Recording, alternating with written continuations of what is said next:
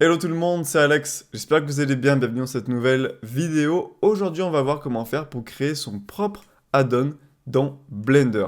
Donc c'est vraiment une vidéo que j'avais envie de faire depuis assez longtemps, mais je m'étais jamais intéressé au sujet. Et j'ai trouvé une façon du coup de créer ses propres add-ons directement dans Blender de manière facile en utilisant le moins de développement possible, c'est-à-dire le moins de lignes de code, de Python, etc. pour tous ceux qui ne sont pas développeurs et qui connaissent pas grand chose. Donc ça va être le but de cette vidéo. On va créer un add-on dans ce style. Donc je vais vous présenter ce que moi j'ai réalisé et ce qu'on va refaire à peu près pour le tuto. Donc c'est tout simplement un menu qui se situe sur le menu de droite quand vous appuyez sur N. Donc vous pouvez voir j'ai un petit menu qui s'appelle Alex. Et j'ai trois boutons dans mon add-on. Un bouton qui ajoute des cubes de manière random dans ma scène 3D que je peux supprimer en cliquant sur le petit bouton Clear avec une petite pop-up qui apparaît pour me dire est-ce que vous êtes sûr que je veux tout supprimer, et un bouton qui ajoute des sphères de manière random, voilà, et je peux appuyer plusieurs fois, pareil pour les cubes, et je peux tout supprimer en un clic, et j'ai même ajouté la physique sur mes objets. Voilà, donc c'est ce que j'ai réalisé, et vous allez voir qu'en fait, c'est très facile pour faire ça, et ça va vous prendre que quelques minutes sur Blender, donc regardez bien la vidéo jusqu'au bout si vous voulez tout comprendre, et vous pourrez même exporter, si vous le souhaitez, votre add-on avec un fichier zip, comme pour un add-on normal, que vous allez pouvoir ensuite importer dans Blender sur n'importe quel PC, l'envoyer à vos amis par exemple. Si vous avez vraiment créé un add-on complexe, etc., même le vendre, pourquoi pas sur Blender Market, c'est possible. Donc on va voir tout ça dans cette vidéo. Si jamais tu me découvres, n'hésite pas à liker cette vidéo et à t'abonner si tu aimes mon contenu. Et tu peux également rejoindre la formation gratuite, c'est le premier lien en description si jamais tu débutes sur Blender. Donc, pour pouvoir réaliser un add-on en utilisant le moins de code possible, je vais utiliser ça. Donc, c'est tout simplement un add-on qui s'appelle Serpence Visual Scripting Add-on, qui va en fait nous permettre de créer des add-ons grâce à des nodes qu'on va venir relier. Donc, ça rend la chose en fait beaucoup plus facile. Alors, on a quand même toujours besoin un petit peu de code, mais vous allez voir que beaucoup moins, et je vais vous montrer comment faire pour connaître toutes les lignes de code que vous allez voir pour les boutons directement dans Blender sans chercher sur internet, etc.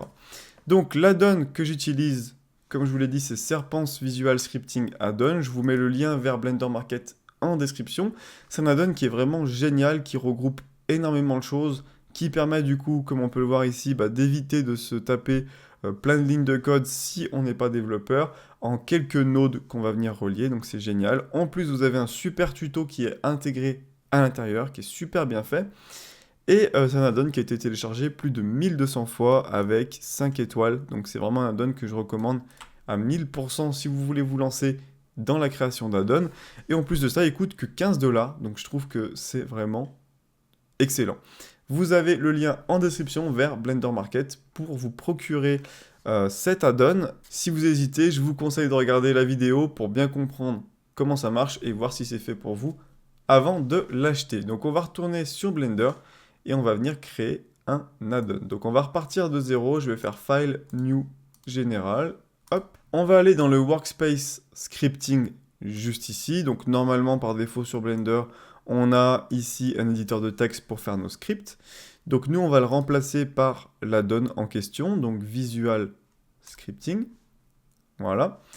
Ici on va venir remplacer la console par un texte editor, voilà, qui va nous permettre de faire les scripts pour nos boutons. Et la dernière interface qu'on a en bas, qui est juste géniale, c'est tout simplement les lignes de commande qui sont liées à tout ce qu'on fait dans Blender. Par exemple, si je prends mon cube et que je le déplace, hop, on peut voir que ça a rajouté une ligne, et j'ai juste ensuite à copier ça, faire un CTRL-C, et le coller dans mon script pour que ça fasse exactement l'action que je viens de faire. C'est pour ça qu'en fait, ça va être très facile de créer un petit peu ce qu'on veut dans Blender sans connaître la programmation. Voilà. Donc on va commencer tout de suite. Je clique sur New ici pour créer un add-on. Je vais lui donner un nom, donc je vais l'appeler par exemple Alex. Vous pouvez marquer votre nom pour l'auteur, donc moi Alexis, et je clique sur OK. Donc là je viens de créer mon add-on. On va devoir ajouter un node pour créer notre menu, donc l'interface. Donc je fais Shift plus A, Search, je vais taper Panel. Hop, j'ajoute ce node. Ici, je vais cliquer sur Property Window. Ça va être pour dire à Blender où c'est que je veux mettre la fenêtre. Donc on peut voir que ça a ajouté un petit bouton rouge ici, c'est pour dire est-ce que je veux mettre ma fenêtre dans mon menu de droite ici. Donc on peut vraiment choisir où on veut le mettre. Mais moi j'aime bien le mettre dans le N panel, c'est-à-dire le menu quand on appuie sur N dans notre scène 3D, le menu qu'on a juste là. Donc là on peut voir qu'on a un bouton rouge, je clique dessus.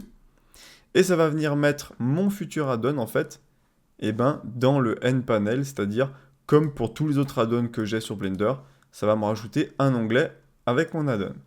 Voilà, donc une fois qu'on a fait ça, on va ajouter un bouton. Alors déjà, on va lui donner un nom ici. Donc le nom que vous avez là, My Category, c'est le nom que vous retrouvez juste là, en fait, sur le côté.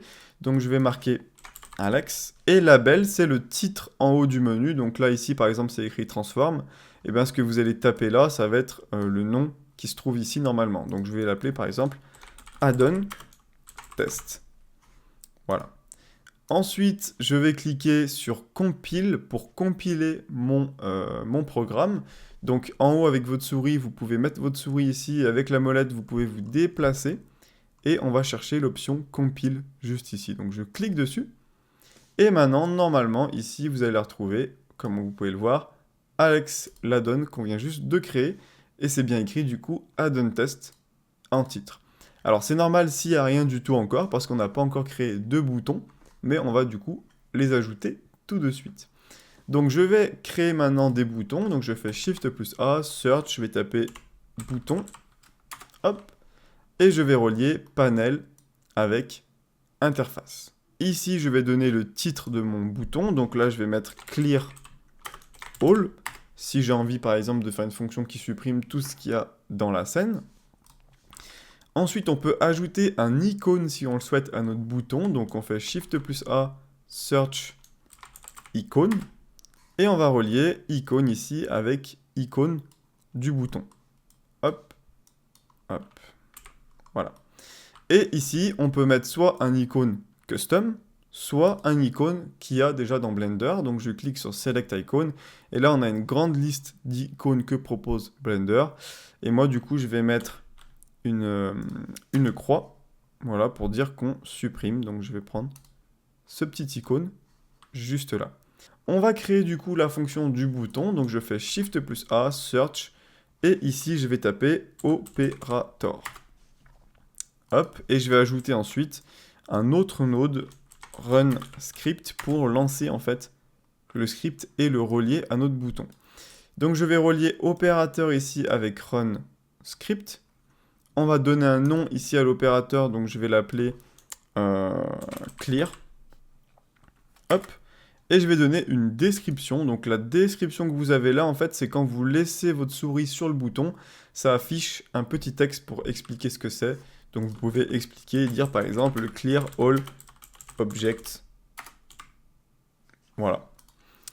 Ensuite, pop-up ici, donc c'est sur None, ça permet d'ajouter une petite fenêtre quand vous cliquez dessus, et c'est ce que je vous ai montré en début de vidéo. Donc si je mets une pop-up confirme, ça va me remettre un message, est-ce que vous êtes vraiment sûr de vouloir, dans le cas précis ici, tout supprimer dans la scène. Donc je trouve que c'est pas mal de mettre ça, en tout cas pour une fonction qui supprime tout.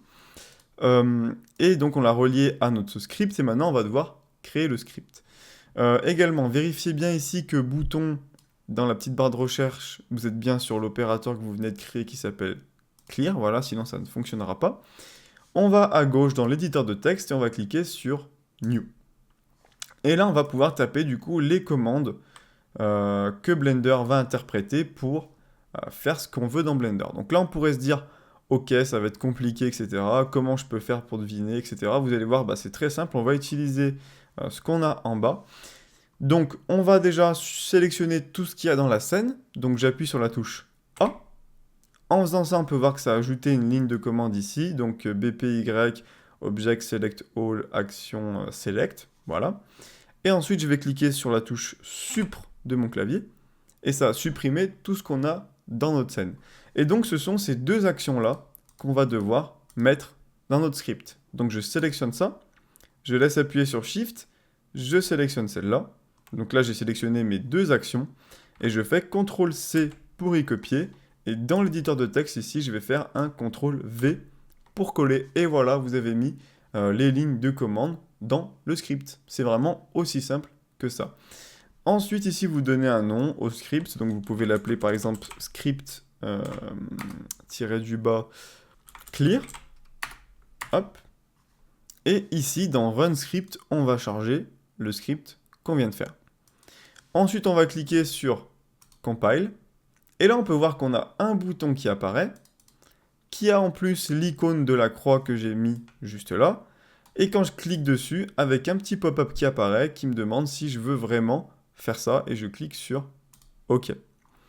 On peut voir également que si je laisse ma souris, on a bien le petit texte que j'ai écrit tout à l'heure, Clear All Objects. Donc le petit texte qui est juste ici. Donc on va voir s'il marche. Donc je vais ajouter des objets, on va prendre des cubes. Voilà. Je clique sur Clear All, je clique sur Clear, et on peut voir que ça a bien marché. Donc maintenant, en deuxième étape, on va voir comment faire pour créer un autre bouton sur la donne. Donc, on va prendre ce node, on va le monter un peu plus haut. Celui-là, je vais même le réduire. Et je vais créer un autre bouton. Donc, je vais dupliquer ce node. Et je vais reprendre panel ici, et je vais relier avec interface. Voilà, donc là, on a un deuxième bouton. On va lui donner un autre nom. Donc, par exemple, add cube, pour ajouter un cube, par exemple. Et on va lui ajouter un icône. Donc, ici, je vais taper icône. Hop. Je vais relier icône avec icône. Et on va ajouter l'icône d'un cube. Voilà. On va ensuite dupliquer opérateur et run script pour créer une autre fonction pour ce bouton-là. Et celui-là, je vais l'appeler add cube. Et du coup, ici, je vais bien cliquer sur Clear et on va charger Add Cube. Ici, on peut voir que le script, du coup, on va devoir en créer un autre. Donc, je clique sur la petite croix. Ici, on va cliquer sur ce petit icône pour créer un autre script. Donc, je vais l'appeler script-de-bas add cube. Voilà. Et on va ajouter la fonction pour ajouter un cube sur Blender. Donc je fais Shift plus A, Mesh Cube. On peut voir que c'est cette ligne-là qui ajoute un cube dans Blender. Donc je fais un CTRL-C. Je la mets dans mon script, CTRL-V. Et on n'a plus qu'à charger le script ici. Donc script add cube. Et on n'a plus qu'à cliquer sur compile. Et là on peut voir que je me retrouve avec un deuxième bouton qui est juste là, qui va ajouter un cube dans Blender. Donc si je fais Clear All, ça marche. Add Cube, OK, ça m'ajoute mon cube. Alors on peut voir que j'ai oublié d'enlever la pop-up, donc c'est assez chiant, ça me redemande de confirmer quand j'ajoute un cube. Donc on va corriger ça tout de suite. On va dans le opérateur Add Cube, et pop-up, on va mettre None, puisqu'on ne veut pas de pop-up. Donc je reclique sur Compile, et maintenant, normalement, voilà, ça ne me redemande pas pour ajouter un cube. Donc maintenant, je vais vous montrer comment faire pour ajouter par exemple un titre ou du texte entre deux boutons par exemple dans la donne. Donc pour faire ça, c'est très simple.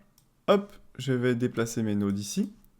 Je vais enlever la connexion ici, en fait, et je vais relier celle-ci à la place. Et entre les deux boutons, on va ajouter un node label pour le texte. Hop, qu'on va venir relier ici entre les deux boutons. Et ici, je peux taper du texte. Par exemple, je vais l'appeler add object. Voilà. Et si je clique sur compile, eh ben, on a bien un texte qui s'est rajouté ici, add objects. Voilà. Donc maintenant, imaginons que je veux ajouter de la physique sur mon cube, comme je vous ai montré en début de vidéo. C'est-à-dire que quand je clique sur add cube et que j'appuie sur play dans ma timeline, donc on va ouvrir, pourquoi pas, une petite timeline ici. Timeline. Voilà.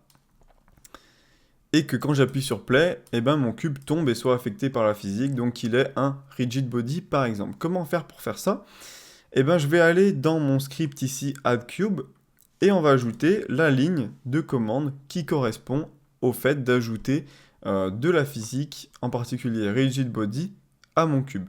Donc comment faire pour faire ça? Bah, je sélectionne mon cube, je vais dans l'onglet de la physique ici, et je clique sur rigid body, et dans collision ici, je peux lui mettre par exemple box. Et là, on peut voir qu'il y a deux lignes de commande. On a celle-ci, rigid body object add, et celle-ci pour le collision shape box. Donc je sélectionne les deux, je fais CTRL C, et je les ajoute à la suite. Ensuite, je clique sur compile, juste là, et je teste ça. Donc je clique sur add cube, et maintenant j'appuie sur play dans ma timeline, et on peut voir que le cube tombe et est bien affecté par la physique. Donc comme vous pouvez le voir, c'est vraiment pas compliqué, et on peut vraiment faire un peu ce qu'on veut, combiner plein de fonctions, plein de choses facilement dans Blender. Donc qu'est-ce qu'on peut faire ensuite? On peut faire, si vous voulez, le random, c'est-à-dire que ça ajoute des cubes un petit peu de manière random partout. Donc là par contre, il faudra un script un peu plus personnalisé, connaître un peu plus le développement. Donc je vous le donnerai, je pense, en description, le code. Je ne sais pas si je le mettrai dans la description comme ça ou si je ferai un lien. Donc tout simplement, ça va tout simplement ajouter 20 objets, c'est pour ça qu'on a le 20 ici, et ça les ajoute de manière aléatoire dans la scène. Donc moi je vais prendre le code ici qui est déjà tout fait, donc vous je vous le mettrai comme je vous l'ai dit en description, je vais le copier, donc je fais un CTRL-C, et on va créer un autre bouton, donc je duplique ça, on ajoute un bouton, celui-là je vais l'appeler add cube rand pour random, et on va dupliquer ça ici, et je vais l'appeler add cube rand. On va bien venir le charger ici, voilà, et on va créer du coup un autre script en se basant sur celui-là. Donc on clique là pour créer un autre script, je vais l'appeler script-du-bas rand cube, voilà. Donc là, je pourrais même mettre add cube random. Hop. On peut mettre un petit icône, pourquoi pas. Donc, pourquoi pas même le même icône. Ici, on va charger le nouveau script, donc script rand cube. Je recopie bien, hop, mon code et je le colle juste là.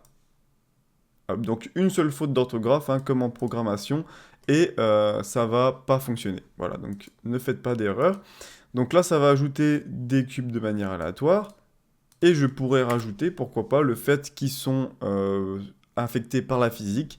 Donc je peux, pourquoi pas, venir ici prendre mon add cube, prendre mes deux lignes pour la physique juste là, et venir y ajouter, par exemple, dessous. Voilà.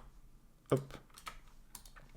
Et maintenant, je vais cliquer sur compile, et on peut voir que j'ai mon deuxième bouton, add cube random, et donc, si je clique dessus, eh ben, j'ajoute des cubes de manière random dans ma scène, je peux appuyer plusieurs fois dessus, et si je lance ma timeline, on peut voir que j'ai tous mes cubes qui tombent, qui sont affectés par la physique. Donc voilà pour ça. Et bien sûr, vous pouvez faire comme dans le début de la vidéo, la donne que j'ai fait, c'est-à-dire mettre des sphères à la place, et dans ce cas, vous avez juste à changer ici cette ligne de commande, et de mettre mesh primitive, il me semble que c'est UV sphere, add, etc. Voilà. Donc bien sûr, on peut faire énormément de choses avec cet add-on. Comme vous pouvez le voir ici, on a énormément de nodes pour vraiment faire, à mon avis, tout ce qu'on veut en termes de menu et d'interface. On attaque la dernière étape de cette vidéo, ça va être d'exporter l'add-on au format zip pour pouvoir ensuite l'installer sur Blender, l'envoyer à quelqu'un d'autre par exemple, le partager, etc. Donc pour faire ça, on va se mettre dans le Visual Script Editor, on va appuyer sur la touche N pour afficher ce menu, et on va aller dans Serpence, juste ici, et on va cliquer dans Add-on. Donc là, on va donner le nom de l'add-on, la description de l'add-on, l'auteur.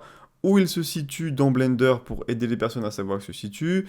Par exemple, si on a un tuto, on peut mettre le lien, etc. Donc c'est exactement, en fait, tout ce qu'il y a là, c'est exactement ce que vous avez ici quand vous allez dans Préférences, Add-ons. Par exemple, on va prendre, je sais pas moi, végétation. Tout ce que vous avez là, description, location, file, auteur, etc. Machin. Tout ce que vous avez là, en fait, c'est tout ce que vous allez remplir ici.